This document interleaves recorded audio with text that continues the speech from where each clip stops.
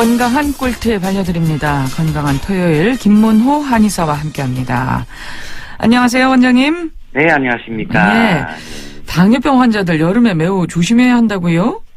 네, 그렇습니다. 여름철은 아무래도 이제 체력이 떨어지고 땀이 많이 흘리기 때문에요. 식욕의 변화가 상당히 많습니다.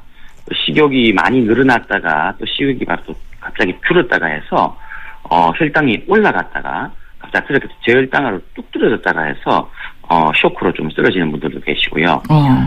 땀으로 인해서 이제 수분이 좀 많이 과다 배출되다 보니까 예. 아무래도 이제 혈당이 잘 조절이 안 되는 좀 심한 이 당뇨병 환자분들 같은 경우에는 오히려 좀 치명적이다라고 이렇게 말씀드릴 수 있는 그런 계절이고요.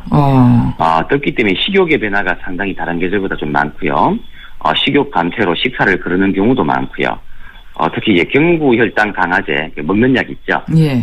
그런 거나 이제 인슐린 주사로 치료 중인 환자분들은 저혈당으로 좀 위험한 경우가 가끔 생길 수가 있습니다. 예, 그렇군요.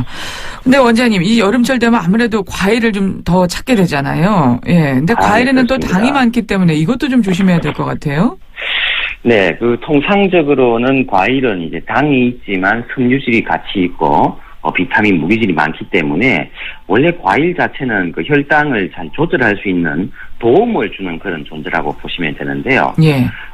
이제 저녁에 많이 드신다든지 또는 여름철 같은 경우에는 아무래도 이제 좀 많이 과일을 많이 드시게 되잖아요. 예. 또 이제 풍성하게 과일이 좀 많이 나오는 계절이다 보니까 아무래도 좀 많이 드시게 되고 또 이제 낮에 땀을 많이 흘리고 몸이 덥다 보니까 예. 이제 야밤에 우리가 이제 그 여름철에는 야참을 먹던 것처럼 그러니까요. 야밤에 아무래도 이제 당이 많이 떨어지고 하루 종일 피곤하다 보니까 많이 당기는 수가 있죠. 그래서 과일 같은 경우에는 그 당뇨병 환자분들이 보통 이렇게 필요한 여러 가지 영양분들이 많지는 하지만 갑작스럽게 당의 공급이 심해지게 되면 설탕을 먹는 것과 똑같은 혈당을 높이는 그런 작용이 또 같이 있습니다. 그래서 아무래도 여름철에는 그 혈액 자체가 농탁해지고 또 이렇게 그 땀으로 이렇게 그 체액이 많이 배출되다 보니까 아무래도 이제 혈중에 있는 당의 농도가 올라갈 수밖에 없거든요. 예. 피가 쫄기 때문에 간장 쫄듯이 그런 상황에서 갑작스럽게 이제 당이 많이 공급이 된다면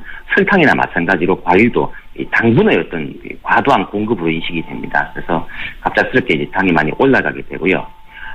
특히 이제 당뇨 환자분들은 좀 피로를 많이 느끼지 않습니까? 예. 여름철이면 특히나 혈액이 농탁해지고 이게 피가 쫄면서 피로가 많이 오는데 이렇게 피로가 많을수록 또 과일이 더 당겨요, 우리 몸은. 그렇죠. 예. 네, 우리 정상인들도 그렇지 않습니까? 예. 당뇨 환자분들은 거의 극심하게 많이 당기거든요. 그래서 참지 못하고 이렇게 과일을 폭식하는 경우가 있습니다. 예. 네, 그러면 또 쇼크로 또 안 좋은 일이 생길 수도 있겠죠. 예.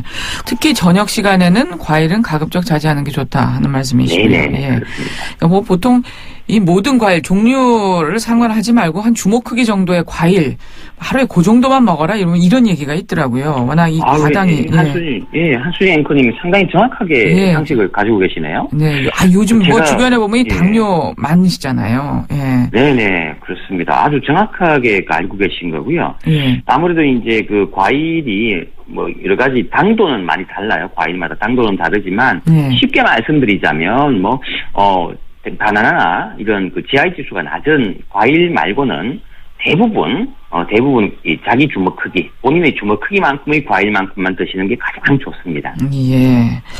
그러네요. 예, 일단 수분 섭취도 상당히 중요할 것 같고요. 지금 말씀을 듣다 보니까요. 네네. 그리고 과일 섭취도 좀 조절을 잘 해야 되겠네요.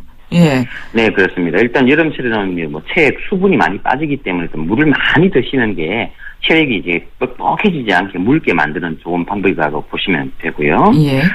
특히 이제 여름철 같은 경우에는 신체 노출과 활동량이 워낙 많아지는 계절이기 때문에 혈당이 있는 분들 같은 경우에는 우리 몸이 많이 뜨거워지는 경향이 있는데요. 그게 좀 더 심한 환자분들이 혈당이 있는 분들이시거든요. 예. 그래서 여름철에는 몸에 열이 되지 않도록 열을 잘 식혀주는 그런 일반적인 관리가 일단 첫째는 필요하다고 보시면 되고요. 예. 음료수는 드셔도 괜찮긴 한데 음료수가 물처럼 생겼지만 사실은 물이 아니라 오히려 탈수 현상을 일으키거든요. 그래요? 음료수라든지 그렇습니다. 또 당뇨 환자분들은 이제 혈당 관리를 위해서 운동을 하시지 않습니까? 그렇죠. 운동을 또 이렇게 너무 심하게 운동과 노동을 구분을 못하고 이렇게 운동으로 이제 당을 소모하기 위해서 기본적으로 운동요법을 이제 권하고 있습니다. 예. 하지만 여름철에는 이렇게 똑같은 30분 1시간을 하더라도 체력 소모뿐만 아니라 영양 소모, 특히나 체액 소모, 물이 많이 빠져나가기 때문에 예. 피가 뻑뻑해지고 이제 농도가 올라가겠죠. 아무래도 그렇게 되면 혈당이 갑자기 확 치솟을 수 있기 때문에 예. 주의하셔야 되고요. 대부분 당뇨병 환자들이 여름철 되면 20, 30 정도가 올라갑니다.